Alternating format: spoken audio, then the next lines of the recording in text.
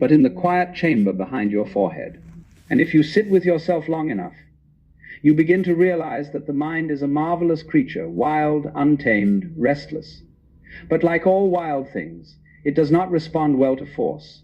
It responds to understanding. And so, before we even touch the question of control, we must first examine the one who wishes to control.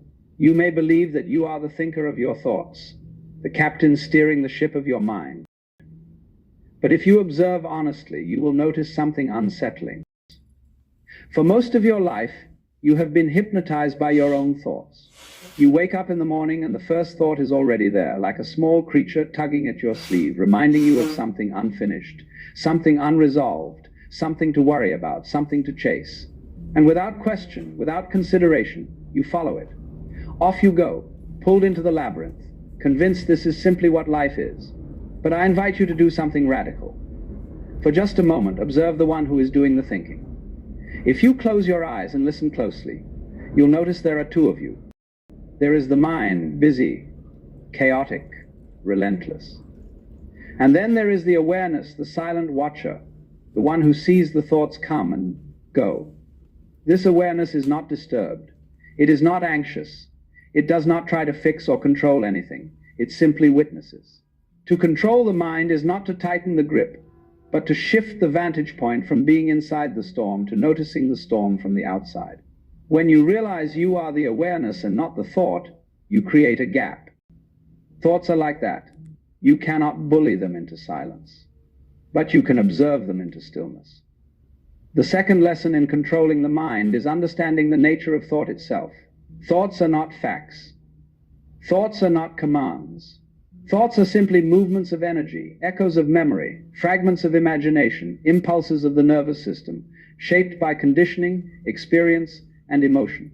And yet most people treat their thoughts as if they were sacred truths. If the mind says, "You are not enough," they believe it. If the mind says, "You must worry," they obey. If the mind says, "Something terrible will happen," they panic. But imagine you are sitting by a river. Leaves float downstream. Some are beautiful, some are strange, some are dark.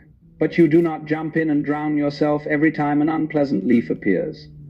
You simply let it pass. Thoughts are like leaves. They pass, unless you grab them.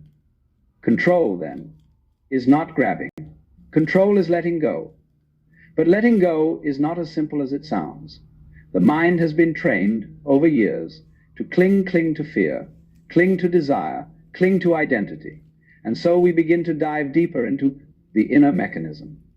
You may notice that certain thoughts return again and again like a broken record. These are not random. These thoughts are reinforced by emotion. When the body feels fear, it generates fearful thoughts. When the body feels anger, it produces angry thoughts. When the body feels shame, it creates self-punishing thoughts. Thus, control of the mind is inextricably tied to control of the body. If your nervous system is in a state of survival, fight, flight, or freeze, the mind will not obey you. It is not designed to. A threatened organism cannot be contemplative. It can only react.